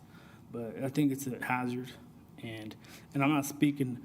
People are going 30 when it's 25, because 25 is the speed limit in a neighborhood when it's 25 unless otherwise posted. I'm talking about the ones that are going highway speeds. They're going really fast, and they know they're going fast, and it's inappropriate, and it shouldn't happen, and it's a hazard. But on that, thank you very much. Mr. Alatorre, go ahead, Ben. I would say just briefly, when you do find the potholes and the ditches that aren't being well maintained, we have a system to make those, to report those to the staff. There's it's called C-Click Fix. There's an Yes, app I and use website. it, yes. And if you see stuff that you report and it doesn't get fixed or doesn't get fixed well, email us. Right. Because it has, not that our staff ever doesn't do anything perfectly, but I have occasionally got emails where, hey, you guys kind of half-assed that, and Right. and the email to the commissioners does occasionally get things done a bit more thoroughly. So feel free to let any of us know, not just Derwin or me, I mean, any of us Right. know. And we're happy to go harass folks a little bit. Thank you. I just wanted to say to you, I appreciate the fact that you came here tonight, and I hope that more people continue to come and address matters and concerns that they may have in the community. I also want to let you know that I'm not just the commissioner of Southern Heights community, that's where I live, but my district runs from Orange Garrett to Southgate Road. Right. Starts from 30th Street East, and it runs west to Cleveland. I'm also the commissioner over the Air Force Base and Gragewood Estates out south. Right. So I have a lot of territory Yeah, to cover. those other places look real nice, though, too. That's all I'm trying to say. In all fairness, I would like to say I've only been on the city commission. This is my third year, and I've seen a lot of improvement. In all fairness, I'd also like to say that a lot of these things that you've brought up, me and the city manager, we have talked about. And as far as the staffing for the city of Enid, they're low right now on manpower. So that does make a difference. No, I'm not stating to put in anything No. extra. Just Hey, let me tell you, It's man. better doing one thing really, really good than doing two things half. And I can handle constructive criticism because, you know, I receive that, and it gives me more energy to prevail and overcome, to be successful. So I appreciate exactly what you said. I'm not offended at all. You know, we talk personally. Yes, we do. And I'm glad you're here and keep coming. But I will say this, the next time we have a community cleanup, I like to see your face. Thank you. We're doing it on my side. All right. Yes? I'm sorry, I forgot one thing that I have wrote on here. And I would feel bad if I did not say this, because this is in regards to because I received so many calls, and there was, to quite a degree, a few people had called me about some racial discrimination practices within the fire department. And I had promised that I was going to say something, and it really was on the wrong page here. But there have been some racial disharmony, and there have been, so we might want to look into some of the practices and kind of look at even the staff. How diverse is the staff for the fire department? I don't know how long it's been going on, but it's been a while. And it's pretty tough, and it hurts a lot when you're in that position and you actually have to be the recipient of discrimination. It hurts a lot. It really does. And some people do it don't even realize it. And then there are some people that are just mean-spirited. So, you know, if there's any time that, you know, people just start calling me about it, I do want you guys to be aware of that. And the other question that I had was the Call Lake thing. Do the benefits outweigh the negative financial impact? Yes. It is. We hope. Yep. Got to have water, Yeah. or we lose our base. Our number one employer. Yeah. And everybody else. Okay. Anybody else have anything that they wanted to bring, didn't have a chance to sign up? Can I ask one more question? I just want to ask a question. Sure. Please let me know what you guys are doing about the mall. What's going to happen with that? That's all I want to know, and if I need to wait till next time, I can wait till next time. So y'all can put it all down for me. We won't know anything else next time either. We got no, no clue. We thought about a 24-hour pharmacy over there.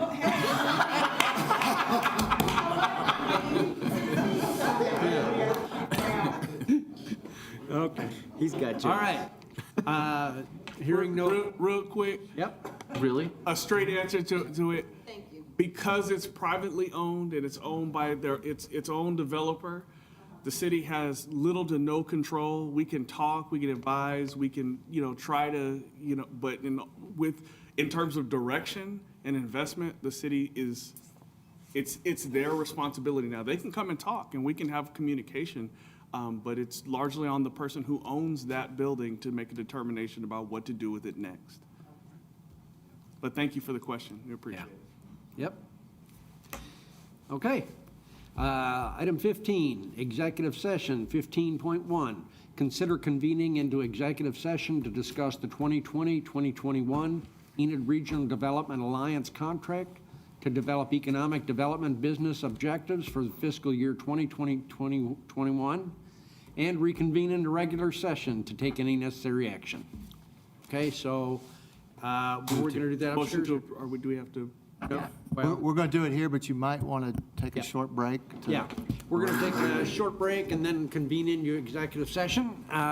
We'll convene back here at 8:45.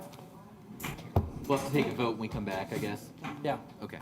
Yeah. Because we have to, we have to. Oh, we do? Oh, I'm sorry. That's okay.